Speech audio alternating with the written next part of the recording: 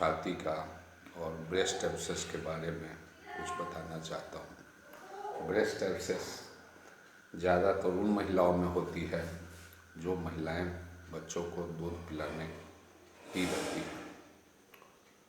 दूध पिलाने की अवधि में दूध का स्रोत निपुल से जहाँ से दूध निकलता है उसका बंद हो जाना प्रमुख कारण है। बंद होने का कारण डक्ट का इपिथेलियल डेब्रिज का जमा होने से दूध बाहर निकलना बंद हो जाता है, जिससे दूध के जमाव के कारण बैक्टीरियल ग्रोथ बहुत जल्दी होता है। अगर बैक्टीरिया निपुल से प्रवेश करता है वैसे हालत में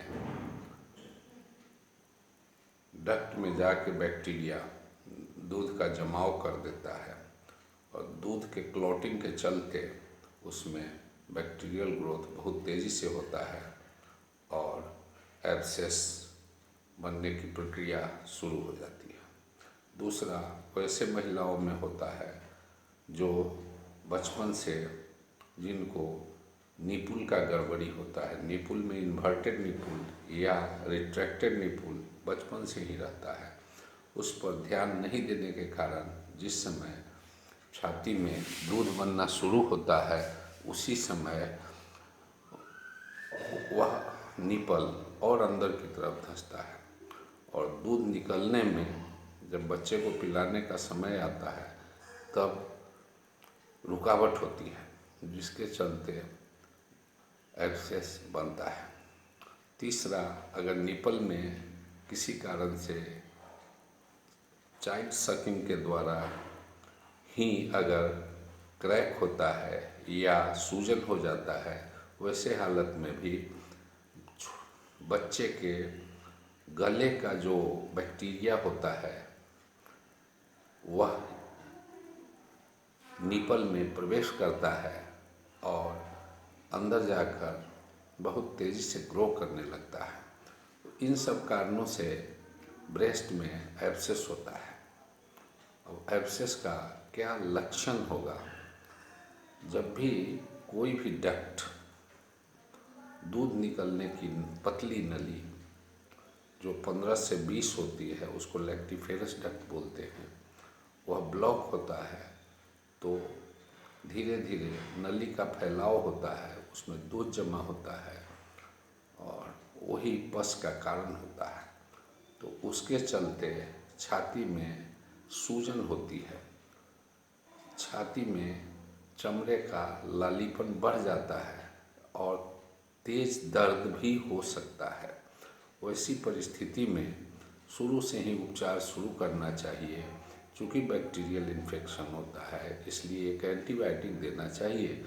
कॉमन एंटीबायोटिक जो हम लोग यूज करते हैं उसमें वह एमॉक्सिक्लेवोनिक एसिड का कंपोजिशन होता है जो 625 mg सुबह शाम देते हैं। दूसरा, दर्द का गोली भी शुरू में देना चाहिए और एक जो जहाँ सूजन है वहाँ पर थोड़ा सूती कपड़ा में गर्म पानी सुसुम पानी से सेकाई करना चाहिए। दूध को के नली को खोलने की प्रक्रिया में हमें ब्रेस्ट पंप का इस्तेमाल करना चाहिए। कभी कभी ब्रेस्ट पंप अगर नहीं मिलता है वैसा हालत में 50 ml के सिरिंज का नोजल पूरा काट देने से और पिस्टन को उल्टे काटे हुए तरफ से लगा करके और निपल को सक करने से सिरिंज से दूध का नली जो ब्लॉक रहता है निगेटिव सक्शन के द्वारा कभी कभी खुल जाता है और शुरू के हालत में इससे निजात पा सकते हैं। अगर किसी कारण से नहीं खुलता है और एंटीबायोटिक काम नहीं करता है तो ऐसे अवस्था में हमें जांच कराकर और 2 से 3 दिन इंतज़ार के बाद जांच कराकर हमें आगे की प्रक्रिया करनी चाहिए। अगर इन सभी साधारण विधियों द्वारा अगर नहीं आराम हो पाता है वैसी अवस्था में चिकित्सक का परामर्श बिल्कुल ज़रूरी है। इसके लिए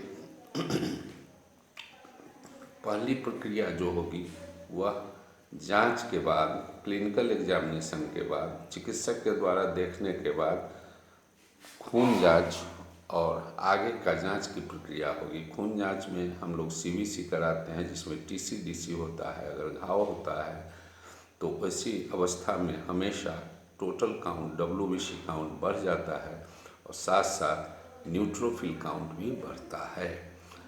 फिर अल्ट्रासाउंड हम लोग करा सकते हैं। अगर क्लिनिकली हम लोग नहीं पता लगा पाते हैं कि एब्सेस ही है तो अल्ट्रासाउंड सजेस्ट किया जाता है और वह डीप सीटेड पस को भी डिलिनिएट करके बता देगा। तीसरा सबसे सिंपल उपाय है कि अगर आपको पस का संभावना लग रहा है, वैसी अवस्था में आप wide bore needle 18 gauge needle 10 ml syringe में लगा के आप निगेटिव प्रेशर दीजिए, पस आएगा तो डायग्नोसिस 100% निश्चित हो जाएगा। अगर छाती में पस हो तो निश्चित रूप से उसका निदान चीरा लगाकर एब्सेस को ड्रेन करना ही है, तो उसको इंसिजन ड्रेनेज बोलते हैं। इंसिजन ड्रेनेज हमेशा डिपेंडेंट पार्ट में ही करना चाहिए। डिपेंडेंट पार्ट में अगर इंसिजन ड्रेनेज नहीं होगा तो ब्रेस्ट एब्सेस में क्रोनिसिटी का संभावना रहेगा। दूसरा बात यह है कि ड्रेन करने के बाद गॉज पैक करते हैं। गॉज पैक को हर एक दिन बीच करके तब तक चेंज करते रहते हैं जब तक घाव भर नहीं जाए। यह तो जांच के बाद ब्रेस्ट एब्सेस का इलाज हुआ, जिसमें एब्सेस बनने के बाद ऑपरेशन के सिवा, चीरा लगाने के सिवा और कोई उपाय नहीं है। अगर नहीं लगाया जाए, बार बार एंटीबायोटिक दिया जाए तो वह कंडीशन एंटीबायोमा कहलाता है और बाद में 1-2 महीना के बाद फिर उसको आगे के बीमारी से डिफ्रेंशिएट करना मुश्किल होता है। इसलिए सही समय पर ब्रेस्ट एब्सेस को ड्रेन कर देना चाहिए। ड्रेन करने के बाद पस को कल्चर में भेज के और पस का सेंसिटिविटी देख के फिर एंटीबायोटिक उसी के अनुसार चलाना चाहिए। पूरी प्रक्रिया के दरमियान कभी भी बच्चे को अगर दूध पी सकता है तो दूध पीना बंद नहीं करना चाहिए। अगर दूध पीते रहता है बच्चा तो ठीक रहेगा। दूसरे तरफ दूसरे डक्ट में भी एब्सेस होने का चांस नहीं रहेगा। तो ब्रेस्ट एब्सेस नहीं हो, इसके लिए उपाय यही है कि बचपन से ही निपुल को थोड़ा थोड़ा अपने से बच्चे को खींचने का सिखा देना चाहिए कि बाहर खींचते रहे उंगली से, उससे धीरे धीरे बाहर निकलने का संभावना रहता है। अगर बच्ची बड़ी हो जाती है वैसी अवस्था में निगेटिव सक्शन फिर छोटा ब्रेस्ट पंप लगा के भी छोड़ सकते हैं 10 मिनट 20 मिनट सुबह शाम, ताकि निपल बाहर से निकल जाए। तीसरा, लैक्टेटिंग मदर्स को या ड्यूरिंग प्रेगनेंसी ऑल्सो निपल को हमेशा साफ करना चाहिए, ताकि उसके ओपनिंग में, लैक्टिफेरस डक्ट के ओपनिंग में, दूध के स्रोत के ओपनिंग में गंदगी जमा नहीं हो और ब्लॉक नहीं हो पाए। तो यही ब्रेस्ट एब्सेस का बचाव और इलाज यही है। यह साधारण जनता के लिए भी उपयोगी हो सकता है। धन्यवाद।